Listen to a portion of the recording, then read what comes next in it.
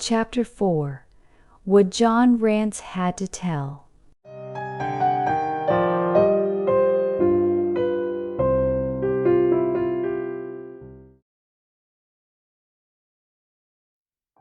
It was 1 o'clock when we left number 3, Lauriston Gardens.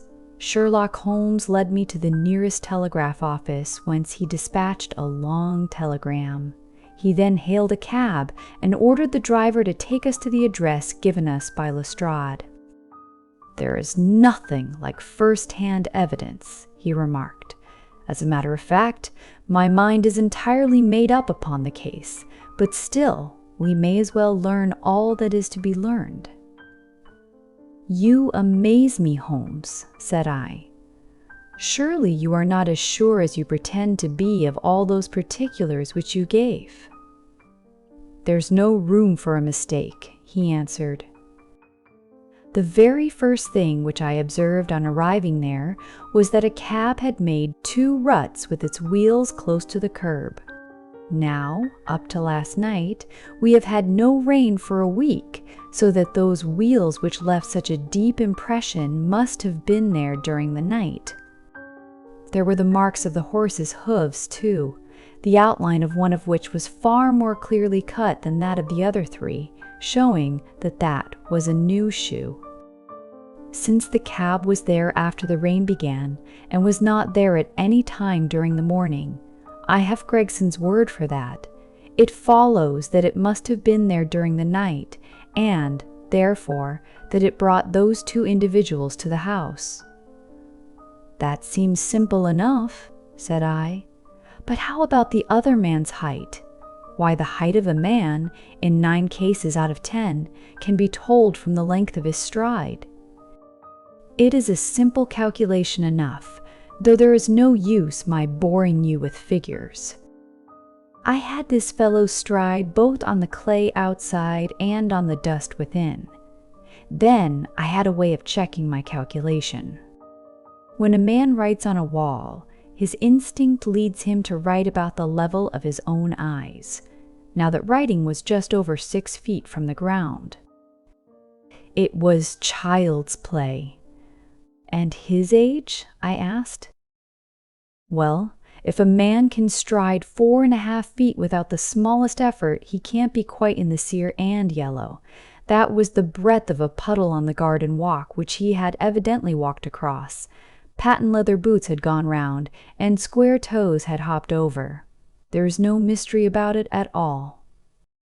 I am simply applying to ordinary life a few of those precepts of observation and deduction which I advocated in that article. Is there anything else that puzzles you?" "The fingernails and the trichinopoly," I suggested. "The writing on the wall was done with a man's forefinger dipped in blood." My glass allowed me to observe that the plaster was slightly scratched in doing it, which would not have been the case if the man's nail had been trimmed. I gathered up some scattered ash from the floor. It was dark in color and flaky, such an ash as is only made by a trichinopoly. I have made a special study of cigar ashes. In fact, I have written a monograph upon the subject. I flatter myself that I can distinguish at a glance the ash of any known brand, either of cigar or of tobacco. It is just in such details that the skilled detective differs from the Gregson and Lestrade type. "And the florid face?" I asked. "Ah, that was a more daring shot, though I have no doubt that I was right." "You must not ask me that at the present state of the affair." I passed my hand over my brow. "My head is in a whirl," I remarked. "The more one thinks of it, the more mysterious it grows. How came these 2 men, if there were 2 men, into an empty house? What has become of the cabman who drove them? How could one man compel another to take poison? Where did the blood come from? What was the object of the murderer, since robbery had no part in it? How came the woman's ring there? Above all, why should the second man write up the German word RAC before decamping? I confess that I cannot see any possible way of reconciling all these facts." My companion smiled approvingly. "You sum up the difficulties of the situation succinctly and well," he said. "There is much that is still obscure, though I have quite made up my mind on the main facts. As to poor Lestrade's discovery, it was simply a blind intended to put the police upon a wrong track by suggesting socialism and secret societies. It was not done by a German. The A, if you noticed, was printed somewhat after the German fashion. Now, a real German invariably prints in the Latin character, so that we may safely say that this was not written by one, but by a clumsy imitator who overdid his part. It was simply a ruse to divert inquiry into a wrong channel. I'm not going to tell you much more of the case, Doctor. You know a conjurer gets no credit when once he has explained his trick, and if I show you too much of my method of working, you will come to the conclusion that I am a very ordinary individual after all." "I shall never do that," I answered. "You have brought detection as near an exact science as it ever will be brought in this world." My companion flushed up with pleasure at my words, and the earnest way in which I uttered them. I had already observed that he was as sensitive to flattery on the score of his art as any girl could be of her beauty. "I'll tell you one other thing," he said. Patent Leathers and Square Toes came in the same cab, and they walked down the pathway together as friendly as possible, arm in arm in all probability. When they got inside, they walked up and down the room, or rather, Patent Leathers stood still while Square Toes walked up and down. I could read all that in the dust, and I could read that as he walked, he grew more and more excited. That is shown by the increased length of his strides. He was talking all the while, and working himself up, no doubt, into a fury. Then the tragedy occurred.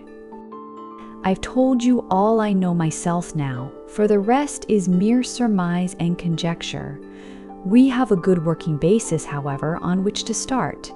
We must hurry up, for I want to go to Holly's concert to hear Norman Neruda this afternoon. This conversation had occurred while our cab had been threading its way through a long succession of dingy streets and dreary byways. In the dingiest and dreariest of them, our driver suddenly came to a stand. "That's Audley Court in there," he said, pointing to a narrow slit in the line of dead-colored brick. "You'll find me here when you come back." Audley Court was not an attractive locality. The narrow passage led us into a quadrangle paved with flags and lined by sordid dwellings.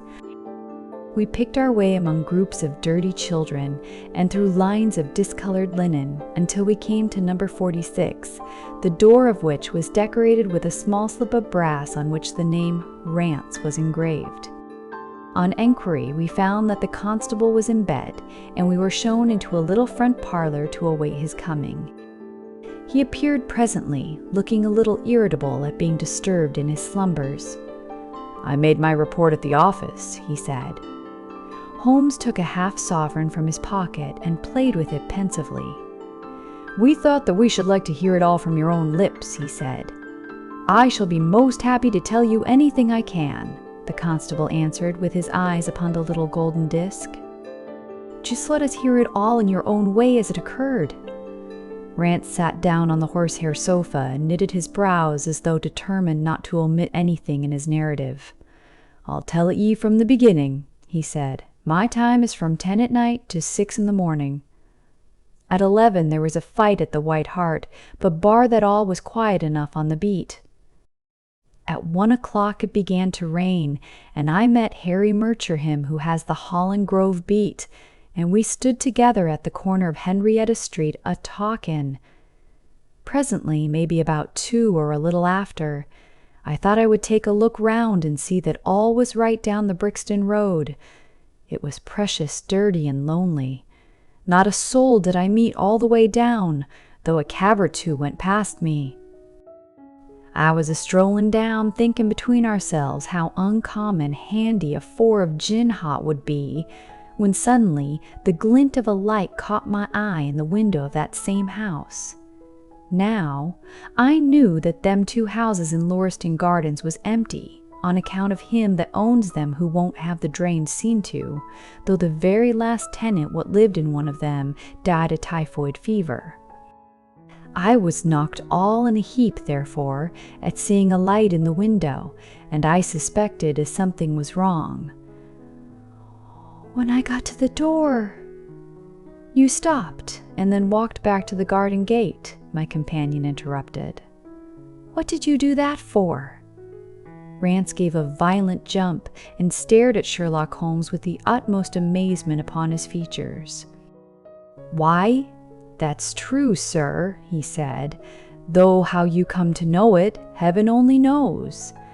You see, when I got up to the door, it was so still and so lonesome that I thought I'd be none the worse for someone with me.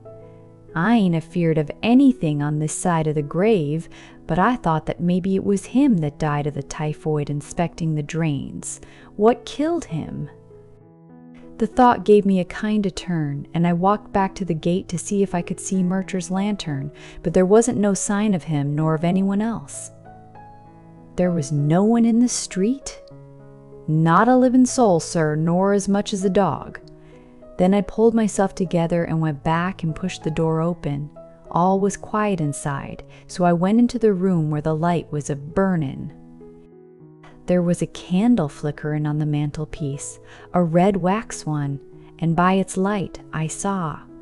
Yes, I know all that you saw. You walked around the room several times, and you knelt down by the body, and then you walked through and tried the kitchen door, and then...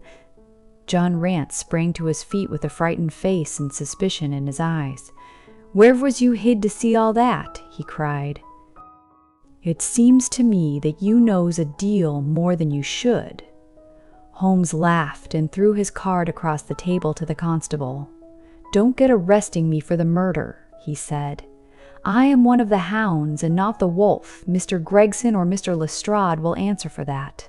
Go on, though. What did you do next? Rance resumed his seat, without, however, losing his mystified expression. I went back to the gate and sounded my whistle. That brought Murcher and two more to the spot. Was the street empty then? Well, it was, as far as anybody that could be of any good goes. What do you mean? The constable's features broadened into a grin. I've seen many a drunk chap in my time, he said, but never anyone so crying drunk as that cove. He was at the gate when I came out, a-leaning up agin the railings and a-singing at the pitch of his lungs about Columbine's newfangled banner or some such stuff. He couldn't stand, far less help. What sort of a man was he? Asked Sherlock Holmes. John Rance appeared to be somewhat irritated at this digression.